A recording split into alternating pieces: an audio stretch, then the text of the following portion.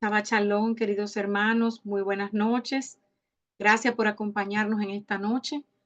Vamos hoy a estudiar la porción Beshalach, y Beshalach traduce del hebreo para cuando él soltó.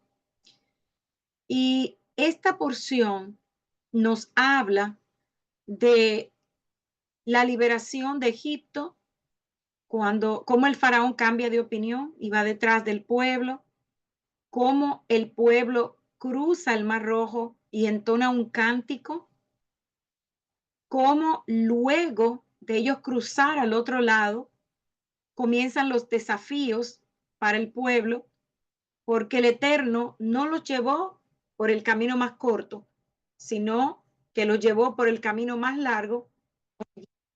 Fueron desafíos para el Eterno probar el corazón del pueblo. También vemos cómo la nación es atacada por la espalda por Amalek, pero el pueblo de Israel sale victorioso. Entonces, algo interesante es que en esta parasha vamos a ver el cruce del Mar Rojo, vamos a ver también la presencia del Eterno, su imagen visible, Yeshua, vamos a ver el cántico. Hay muchos temas interesantes en esta porción. Y hoy a este Shabbat se le llama Shabbat Shirah, Shabbat de alabanza o Shabbat de la canción, por la canción justamente, valga la redundancia, que entona el pueblo cuando se ve libre. Entonces, la razón del nombre justamente es esa, es la presencia en esta porción de este hermoso cántico de Moisés, que al final, en el segundo Éxodo, de acuerdo a la escritura y a lo que dice el libro de Apocalipsis, todos nosotros vamos a entonar junto con el cántico del Cordero. Entonces, cuando usted lee y analiza ese cántico, ese shirah, como se dice en hebreo, las palabras que usted puede leer allí nos hablan del amor del Eterno hacia su pueblo Israel. Y es maravilloso, hermanos, ver cómo estas palabras de la Torá nos conmueven, inclusive hoy día cuando las leemos. También nos llenan de ánimo, porque son parte no solamente de nuestra historia, sino de nuestras vidas, porque cada uno de nosotros hemos sido rescatados, hemos sido libertados y hemos salido de Egipto, que es lo que representa el mundo. Entonces, entendiendo que al final de los tiempos, en ese segundo éxodo, volveremos a cantar este cántico junto con el cántico del Cordero de nuestro Adón Yeshua, de acuerdo a Apocalipsis 15:3, vemos que el pueblo cantando el cántico de Moshe, el siervo de el Eterno, y el cántico nos relata las grandes y maravillosas que son las cosas que el Eterno ha hecho.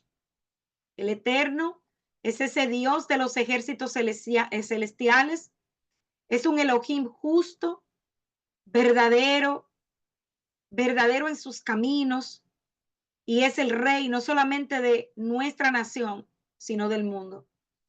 Y en esta liyá vamos a ver cómo el pueblo de Israel fue liberado de la esclavitud egipcia en la que estuvo por aproximadamente 400 años. La escritura habla de 430 para ser más exactos. Entonces se dirigían el pueblo ya a obtener su libertad. Y en el proceso de liberación, cuando vieron al ejército egipcio detrás de ellos, tuvieron temor. Y en vez de ponerse a orar, a clamarle al Eterno, comenzaron a quejarse. El pueblo de Israel fue testigo de las manifestaciones de poder del Elohim de Abraham, de Isaac y de Jacob. Vieron cómo las 10 plagas estaban sobre el pueblo de Egipto y ninguno de ellos en algunas de las plagas fueron tocados. Pero en este momento crítico no pusieron su confianza en el Eterno. Ellos no creyeron las palabras del Eterno que les dijo en Éxodo 6:7-9, cuando el Eterno le dijo al pueblo: te tomaré como mi pueblo y seré tu Elohim. Entonces sabrás que yo, Yahvé, vuestro Elohim, que los saco de debajo de las cargas de los egipcios y los llevaré a la tierra que juré dar a Abraham, Isaac y Jacob, y las daré en herencia. Yo soy el Eterno. Así habló Moisés a los hijos de Israel, pero no hicieron caso, ni confiaron en el Eterno, ni le hicieron caso a Moisés a causa de la angustia del espíritu y de la cruel servidumbre. Vemos también que cuando el pueblo cruza, Miriam, la hermana de Moshe, también tomó tamborines en sus manos y todas las mujeres la siguieron con tamborines, cánticos y danzas. Y Miriam las llamó y les dijo, canten al Eterno, en Éxodo 15, 20 al 21. Entonces, hermanos, hay algo que me llamó mucho la atención en esta porción y es justamente eso, ese cántico. Nosotros no entonamos cánticos cuando estamos asustados o cuando estamos desesperados o cuando estamos dormidos. Cantamos cuando, ¿verdad?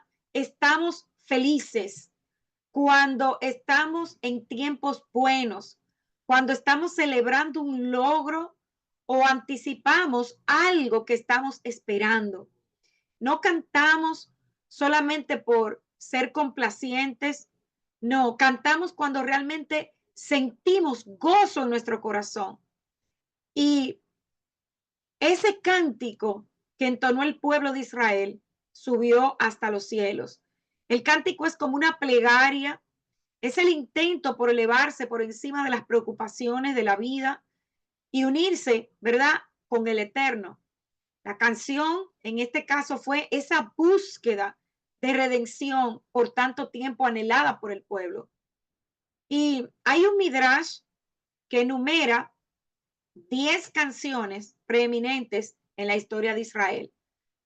10 ocasiones en la que la experiencia, ¿verdad?, de redención del pueblo encontró su expresión en la melodía y en el canto.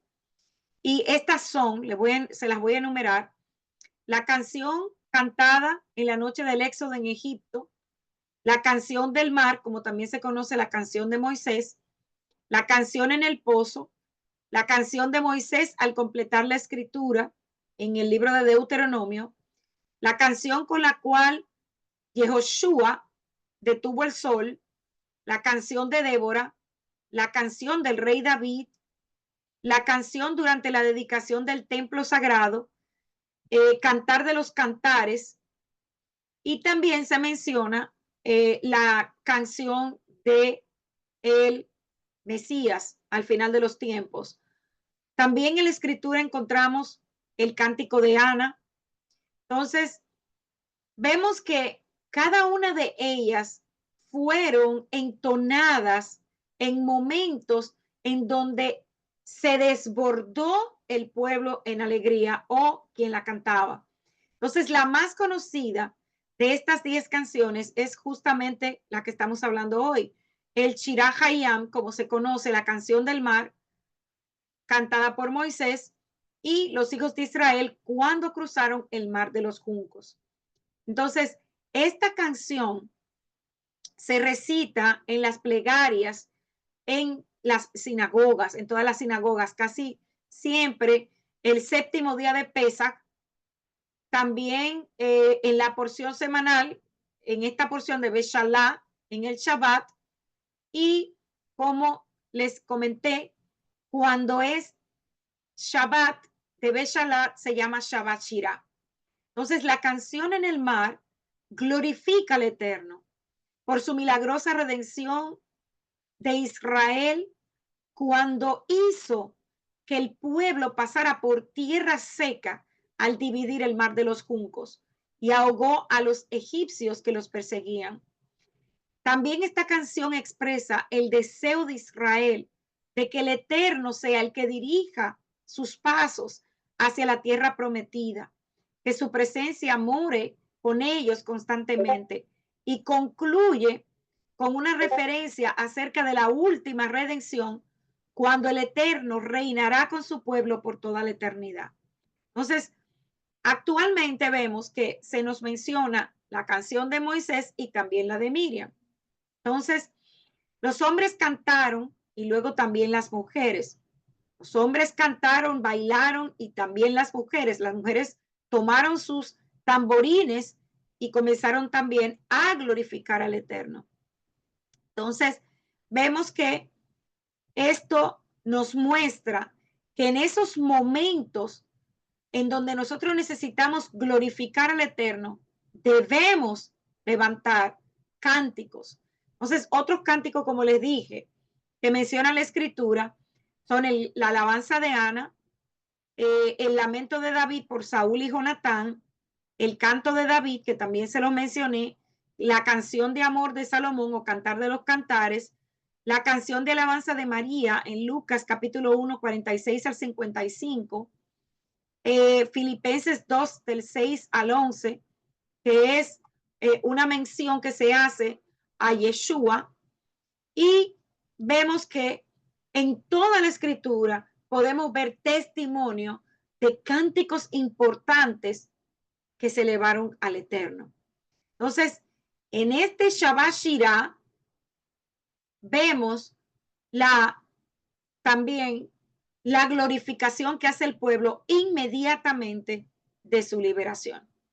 Entonces, esta porción, hermanos, tiene mucha enseñanza para nosotros. Luego de que el pueblo cruza y comienza ya su trayectoria, vemos que lo primero que sucede es que la gente comienza a sufrir de sed y de hambre. ¿Por qué? Porque las provisiones que ellos habían sacado de Egipto se estaban acabando. Entonces comienzan a quejarse contra Moisés y Aarón. Vemos que al llegar a Mara encuentran aguas amargas y el Eterno las endulza de manera milagrosa.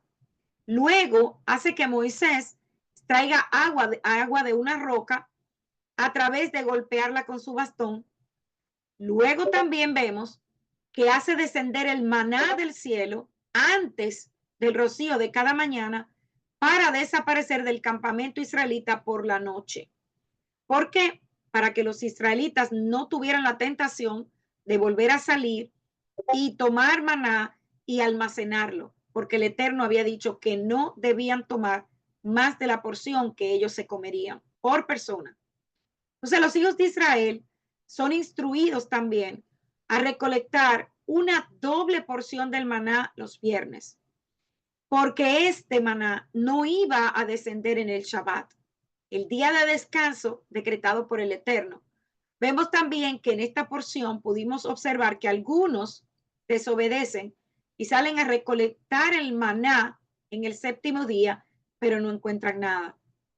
Entonces en Refidín el pueblo es atacado por Amalek. Todos sabemos que esta parashá es muy importante. Sin embargo, hay 10 puntos que a mí me gustaría puntualizar y seguir entonces con lo que vamos a ver en el día de hoy. Uno de los puntos es que una de las misiones de Moisés no fue solo la de guiar el pueblo de Israel hacia la tierra prometida, sino que tenía que llevar los huesos de Joseph para ser enterrados en Canaán, en la tierra prometida. ¿Por qué? Porque antes de su muerte, José hizo jurar que no dejaran sus huesos en Egipto, porque por revelación divina, él sabía que el pueblo iba a ser liberado y se iban a ir de Egipto. Entonces, ese es uno de los puntos importantes que Moisés tenía y se cumplió.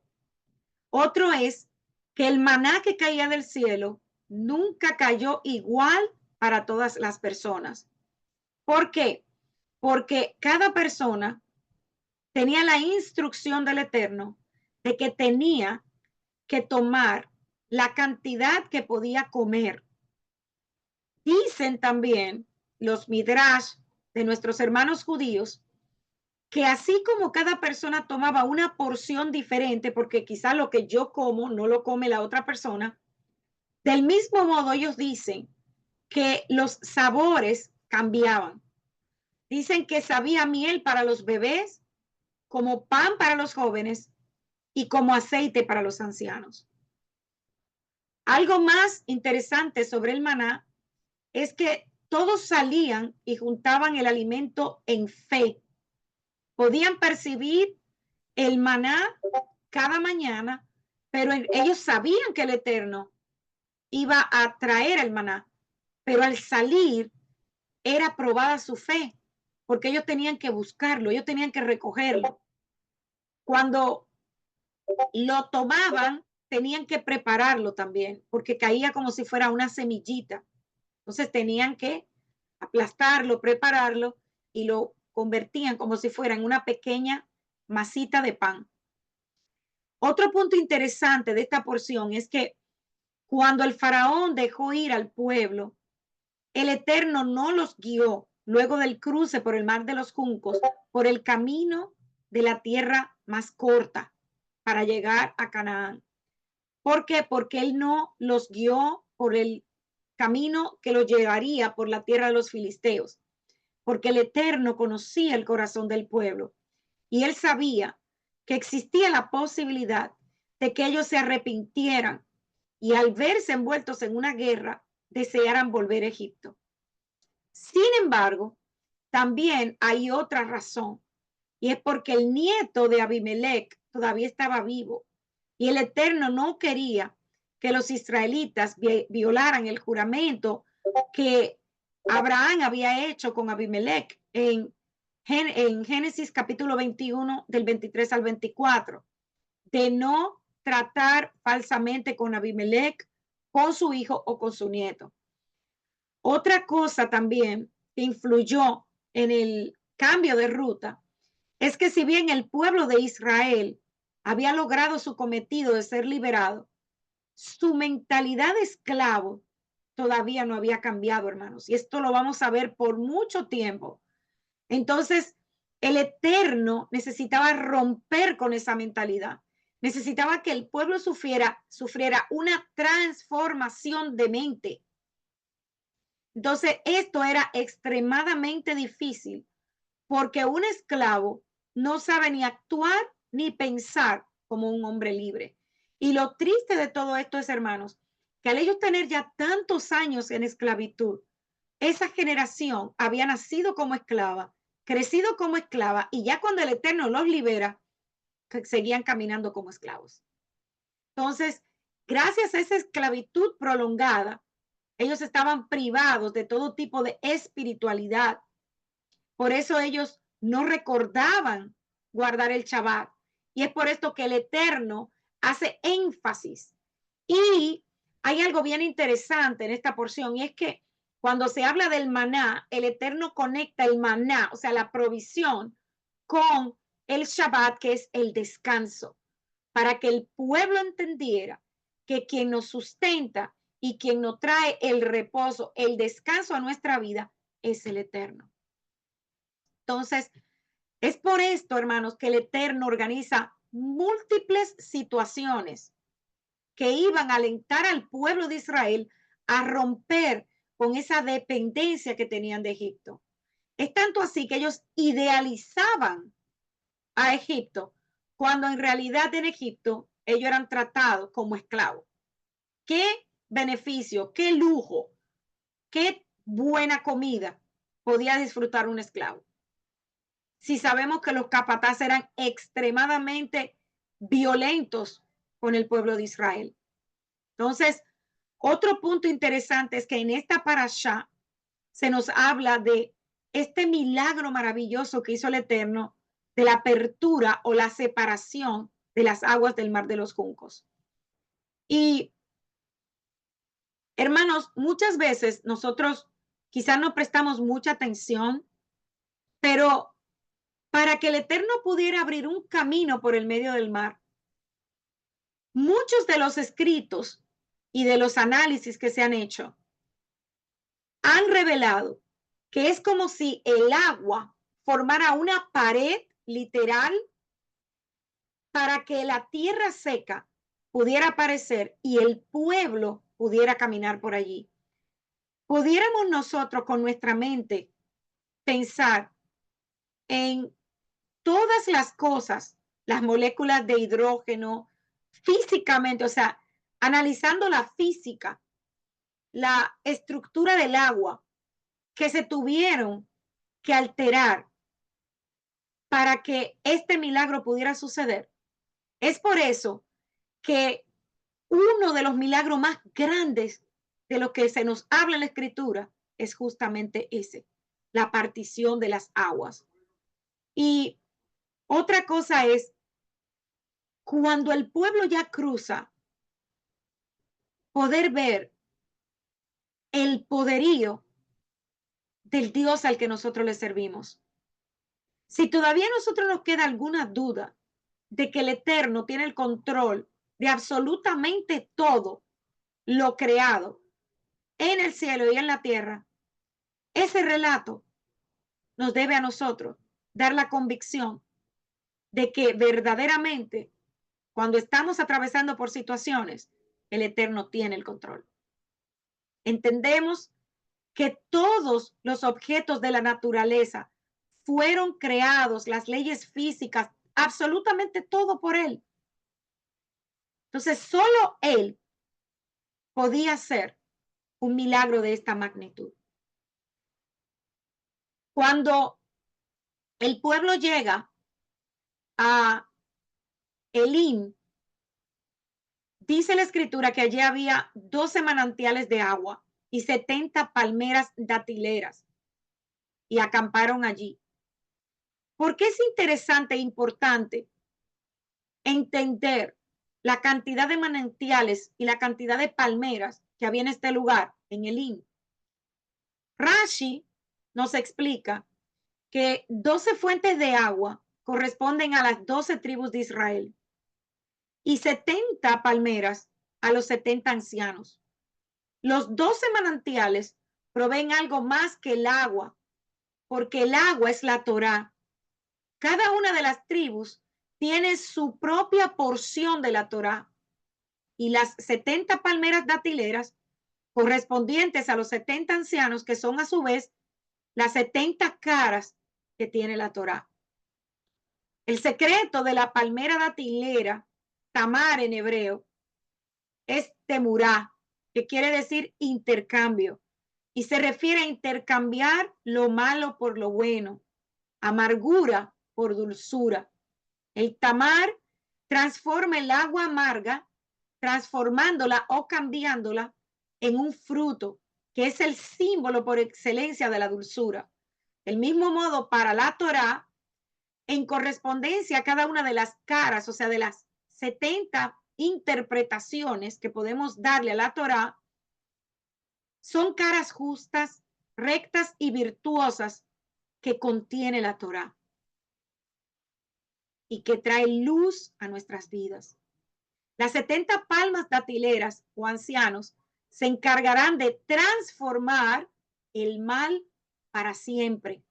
Y como está escrito, si uno ve una palma datilera, un tamar en un sueño, es una señal de que sus pecados se han terminado. Eso también es un midrash. Entonces, ¿por qué Miriam es mencionada en la escritura como si fuera una profetisa? Llamar a Miriam por ese título de profetisa es sorprendente en este punto de la Torá. ¿Por qué se ve la habilidad profética que ella tenía? Varios de los aspectos por lo que se le dice que ella era profetisa y que hablan los sabios de Israel, es que antes del nacimiento de Moisés, ella le había dicho a su padre, al final engendrarás un hijo que liberará a Israel de Egipto. Y fue gracias a esta profecía que Amram tomó a su esposa y nació Moisés. También en el libro de Miqueas 6:4 dice, de hecho, yo te saqué de la tierra de Egipto, te redimí de la esclavitud y envié delante de ti a Moisés, Aarón y Miriam. Entonces, esto permitió que el pueblo de Israel viera a Miriam como una de las tres figuras centrales que guiaron al pueblo durante el éxodo de Egipto y la marcha a través del desierto. Entonces, Miriam tomó el tamboril y llamó a las mujeres para que también bailaran y danzaran. Una manera también, como dice la escritura, de mostrar sus dotes proféticas. Y otro punto importante de esta porción es que el Eterno dice una palabra importante y es, llegó un momento de desespero tal de Moisés que le gritó al Eterno y le dijo, ¿qué es lo que voy a hacer con esta nación? En breve me van a apedrear. Ojo aquí, hermanos, ¿eh? Moisés no estaba faltándole el respeto al Eterno. Simplemente era un grito desesperado al ver que nada de lo que él hacía traía shalom o satisfacía al pueblo. ¿No le ha sucedido a usted que quizás dirige algún grupo o tiene una congregación que por más cosas que usted haga, siempre hay algo que está totalmente inconforme? Entonces el Eterno le dijo a Moisés, párate frente a estas personas. Moisés, que le temía en este punto a la gente, se preguntó, pero ¿por qué el Eterno me dice esto? ¿Por qué tengo que enfrentarlos? Entonces, fíjense la explicación que trae Rashi. El Todopoderoso quería que viera cómo él, Moisés, había exagerado la situación. ¿Cuántas veces, hermanos, estamos frente a un problema y lo vemos más grande de lo que es? Entonces, Moisés se tenía que parar frente a la gente y no iba a suceder nada. No lo iban a apedrear. Todos, hermanos, somos susceptibles a ver cosas donde no las hay, a quizá formarnos una falsa impresión. Y es solamente con la guía del Eterno que somos capaces de ver las cosas correctamente, porque su palabra es el final, es un sí y es un amén. Y solamente Él es el que puede decir cómo concluyen las cosas. Torah continúa con el relato de este caminar del pueblo por el desierto.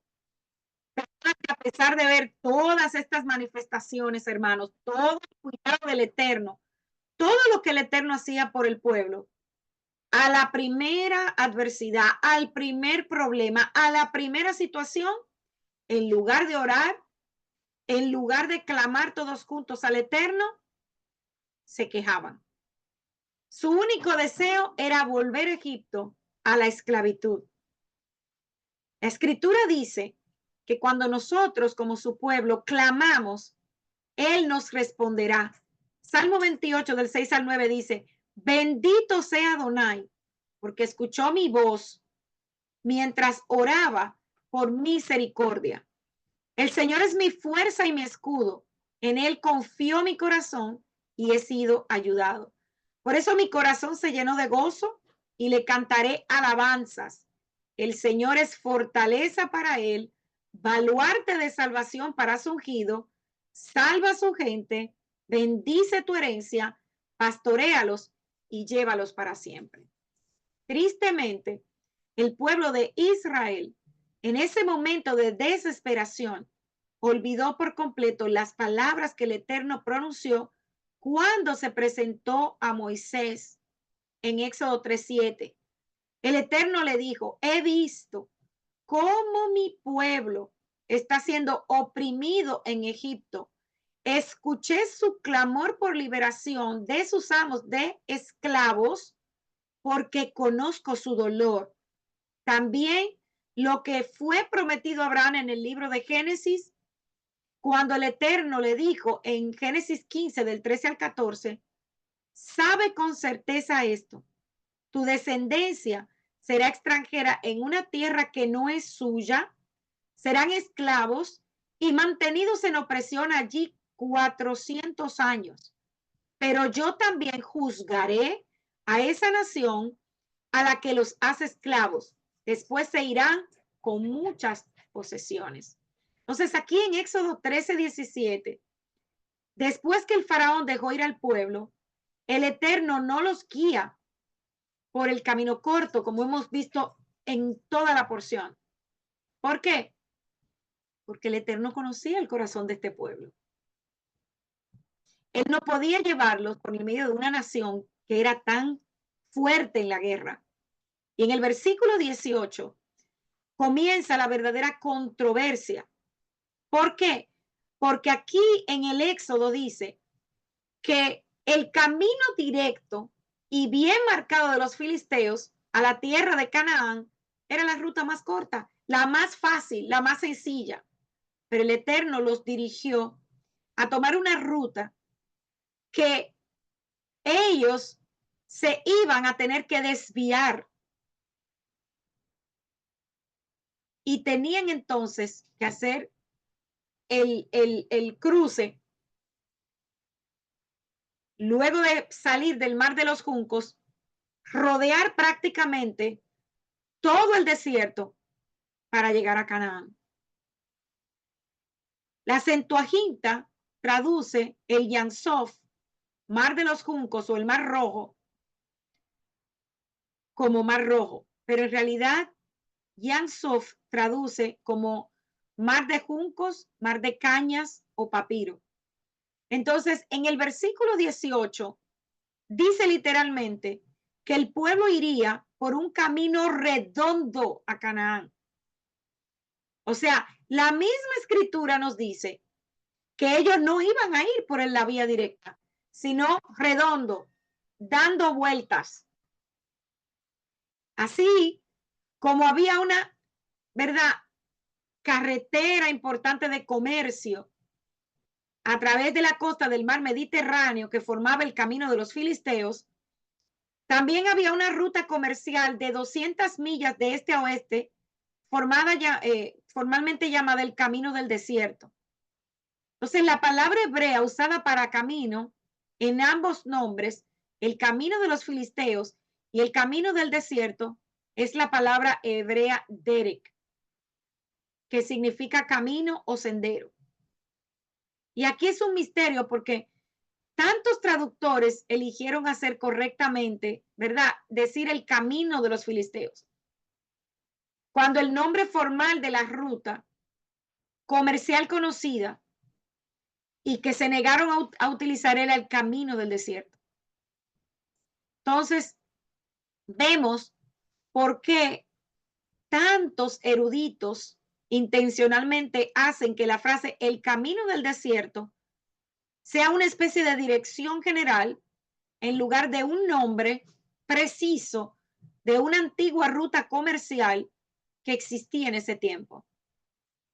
Por supuesto, podría ser que cuando reconocemos ese hecho, ¿verdad?, podamos entender entonces cuál era el plan del Eterno.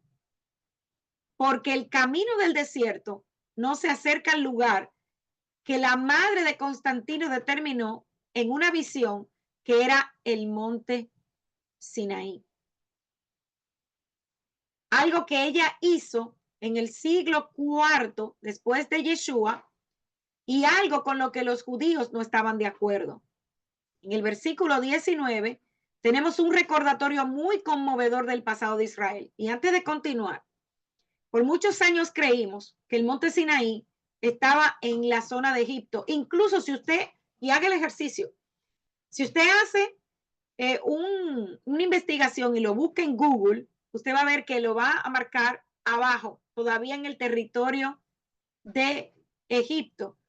Pero si recordamos dónde estaba la zarza ardiente, dónde el Eterno llamó a Moisés, tenemos que entender que el monte Sinaí estaba en Arabia, cerca de el área donde vivía Yetro, el suegro de Moisés.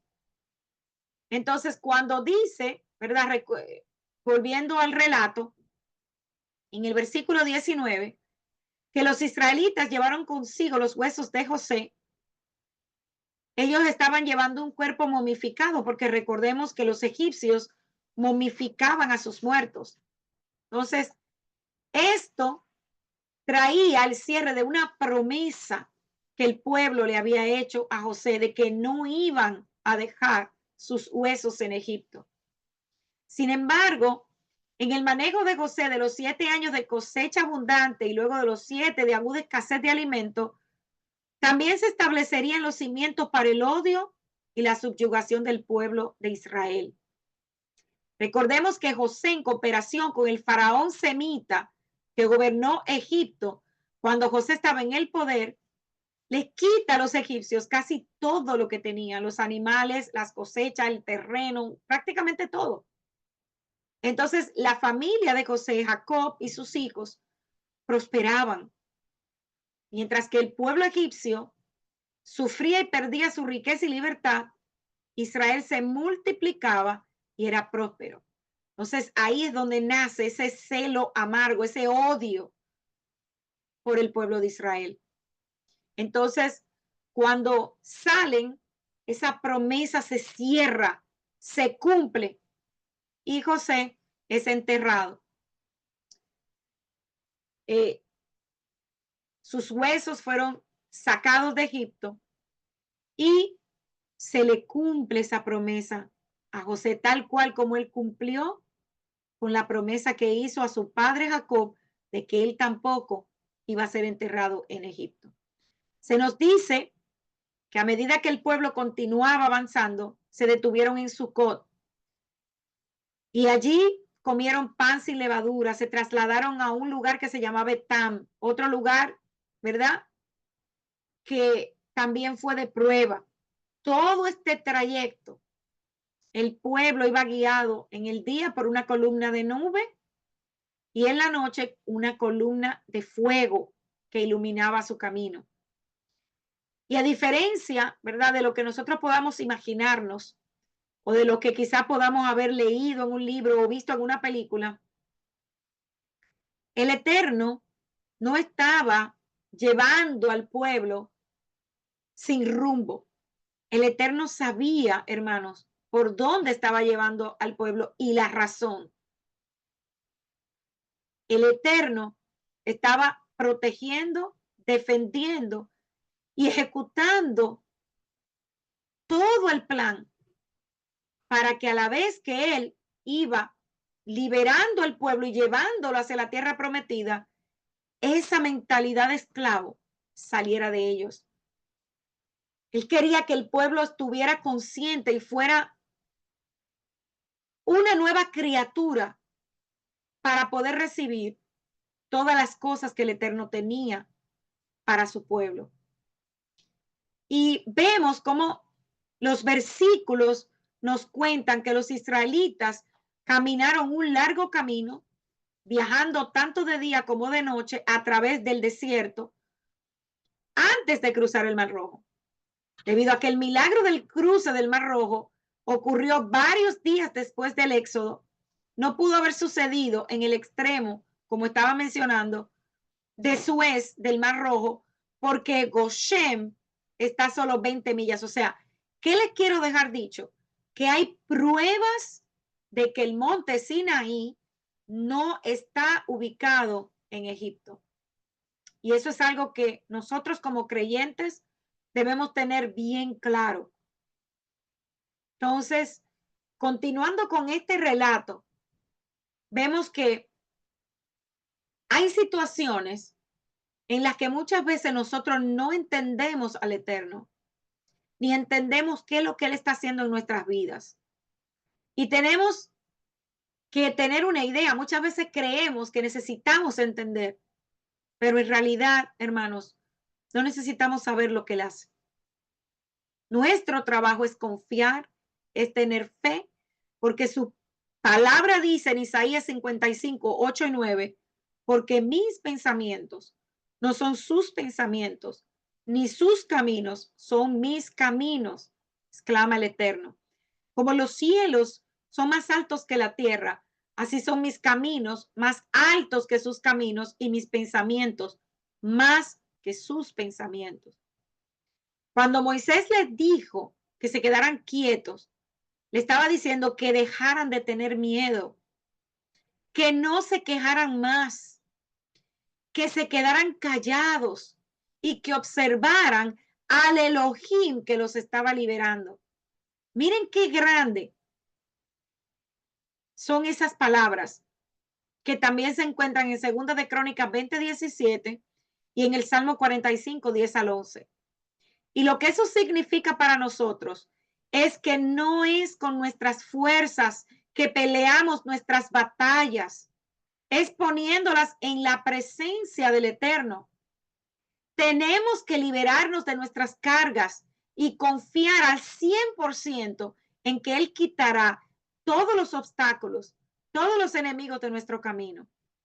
Y sí, quizá usted esté pensando en este momento, sí, Marley, es muy fácil que tú lo digas, pero usted piensa, hermanos, que yo tampoco tengo desafíos, que yo no tengo mis luchas. Todos las tenemos. Pero si nosotros tememos, si nosotros dudamos, eso para el Eterno es falta de fe. Y no podemos caer ahí. Entonces, Éxodo 14, del 13 al 14, Moisés respondió al pueblo, dejen de tener tanto miedo, permanezcan firmes y verán cómo el Eterno los va a salvar. Él lo hará hoy. Hoy has visto a los egipcios, pero nunca más los volverás a ver. El Señor hará batalla por ti. Cálmense. ¿Por qué? Porque un espíritu que no está en paz, un espíritu que está alterado, no puede recibir, no puede ver las cosas que el Eterno está haciendo en medio suyo o en medio mío. El pueblo de Israel tenía una mente de esclava, a pesar de todo lo que el Eterno hizo por ellos. Todavía estaban atados al régimen egipcio y siempre expresaban el deseo de volver atrás a las viejas costumbres, a la esclavitud. Y esto hoy debe hacer que nosotros nos preguntemos, ¿estoy deseando volver atrás a mi vida anterior, a lo que dejé, de donde el Eterno me sacó? Y sabemos que Moisés usa la palabra salvación, que en hebreo es Yeshua, que significa liberación, prosperidad, salvación, salvar, triunfo, victoria. Y es el nombre de nuestro amado Mesías. Moshe estaba hablando algo que iba a suceder en ese momento, pero también estaba hablando proféticamente, porque años después, Yeshua vino a la tierra para dar su vida por la redención y la salvación del pueblo de Israel y del mundo. Entonces, vemos que la presencia del Eterno siempre estuvo con el pueblo. Dice que iba esa nube, esa columna de nube de día y esa columna de fuego de noche. Y la palabra hebrea para nube es anán, es decir, un nimbo o nube de tormenta. Y esto que la nube era tan grande que parecía nubes de tormenta eléctrica. La nube lo que hacía era que cubría al pueblo para que el sol no los quemara. Y también era una guía para que el pueblo viera el camino con claridad. Y el judaísmo afirma que la columna de nube durante el día y de fuego durante la noche era el ángel de Hashem. Pero en el mismo libro de Éxodo, en el capítulo 13:21, que acabamos de leer hace unos instantes, dice que era el mismo Hashem quien estaba con ellos. Ya que la escritura, recuerde que cuando el Eterno se le presenta a Moisés, él le dijo que él había bajado a liberar a su pueblo. Entonces, el término ángel de su presencia, ya lo conocemos, es Sarjapanim, que significa la manifestación de Hashem mismo. Isaías 63 comienza el capítulo con la descripción exacta y profética del Mesías, de Yeshua, como Sarjapanim, juzgando al mundo en su segunda venida. Si usted no lo ha visto, le invito a que lo lea. Isaías capítulo 63. Entonces, es interesante ver cómo muchos hoy día, mesiánicos, judíos, están desconcertados por la aparición de alguien llamado Yeshua Sar Hapanim, o Yeshua príncipe de la presencia, o Yeshua príncipe del rostro. Pero ellos mismos lo tienen en sus libros. Hay un libro de oración ortodoxo para Yom Kippur y Rosh Hashanah que habla de este nombre.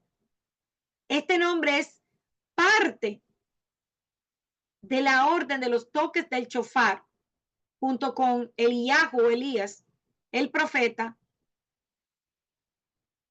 y Sar Mentet, el príncipe Metatrón, como llaman al ángel de la presencia del Eterno.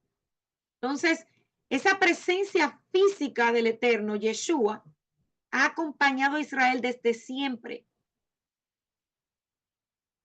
Entonces, después de todo, podemos ver que sí el pueblo sufrió esclavitud,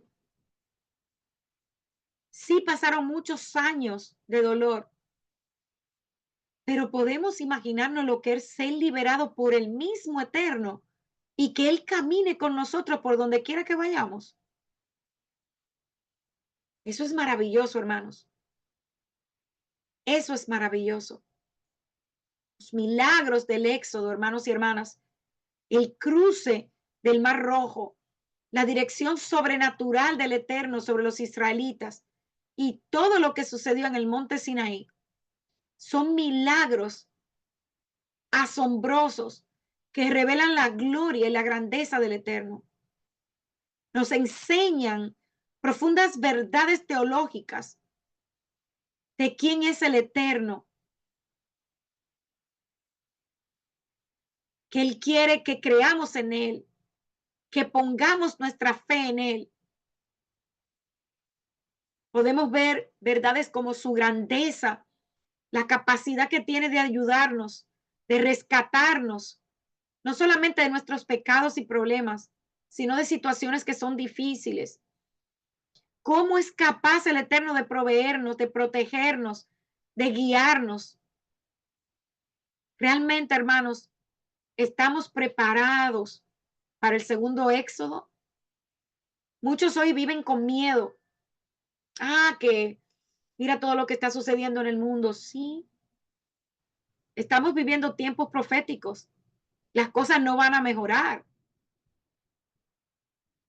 pero tenemos que ser fieles y mantenernos firmes para poder recibir las recompensas y las promesas que nosotros tenemos como pueblo del Eterno.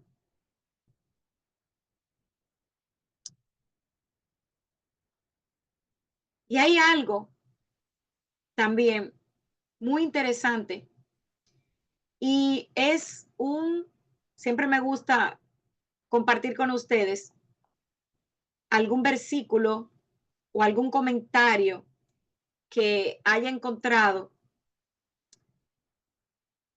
mientras preparaba la porción. Y quiero contarles este. Se llama Las pruebas de Hashem son un ejercicio espiritual. Y este comentario es de el rabino Moshe Hofer.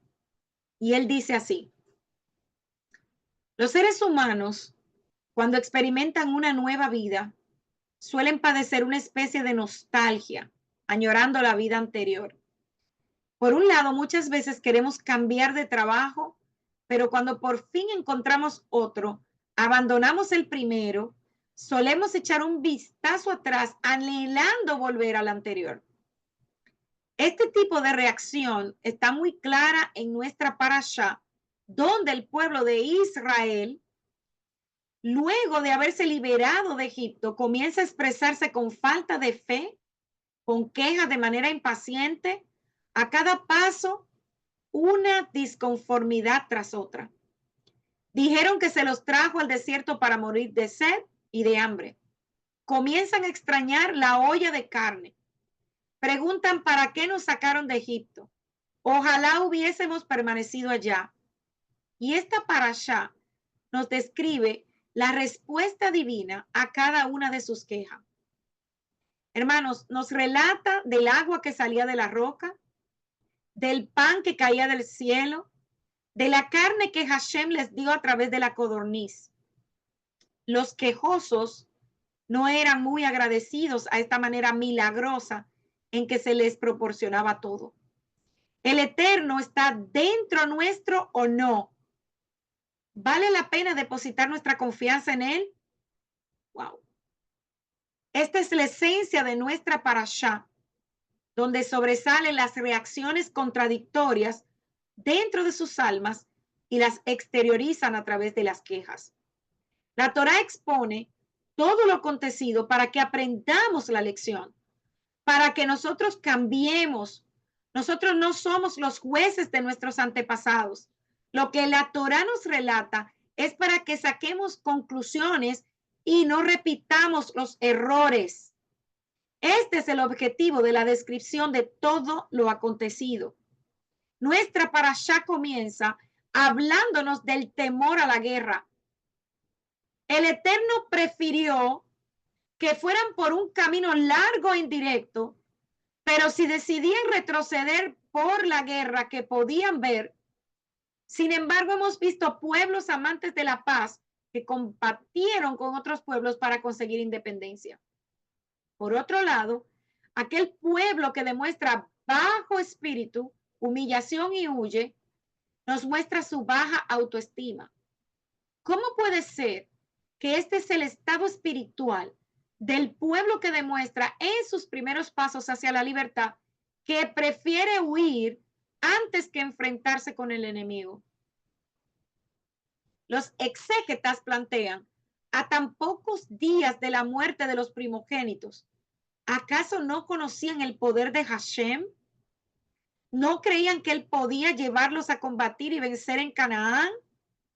Rambam, en su libro Moreh Nevukhim, comenta al respecto. ¿No es natural que aquel hombre que crece en medio de la esclavitud, fabricando ladrillos, de repente se sienta libre? La liberación no se consigue de una vez. Tiene un recorrido continuo. No es posible extirpar la esclavitud repentinamente. Debemos liberar nuestra alma de lo que ya se acostumbró. Y para esto se necesita un largo trayecto, lento y con una dirección clara. Este es el key de la cuestión. Estaban viviendo en un laberinto, no sabían qué hacer, aspiraban a una vida espiritual, pero tenían sueños de esclavos, querían una vida de libertinaje, nostalgia de volver a lo anterior. La generación de los que salieron de Egipto no tuvo el mismo mérito de salir a una liberación completa. Tenían una chispa de esclavitud en sus corazones. Solo podrían ser libres sus hijos que no vivieron la esclavitud, que no vivieron el exilio. Si nos dirigimos al Midrash Rabbah, este nos comenta qué sensaciones sintieron después de que Elohim partió el mar e ingresaron en él. Comentaban, en Egipto teníamos barro y aquí también tenemos barro. Hay corazones que aunque reciban lo más grande del mundo, siempre se van a quejar. A todo lo que ven van a encontrarle el lado negativo. Las pruebas, a todo lo que le van a encontrar el lado negativo, el Eterno manda más pruebas y son un examen para que verifiquemos cuál es nuestra confianza en Él. Al Eterno no lo benefician las pruebas, solo a nosotros. Cuando nos sentimos solos y desamparados, debemos tomar conciencia de que nos están probando para así poder desarrollar nuestra alma. Shabbat Shalom, queridos hermanos. Aquí la reflexión de esta noche. Espero que haya sido de mucha bendición. como lo fue también para mí. Shalom. Que tengan un hermoso resto de Shabbat.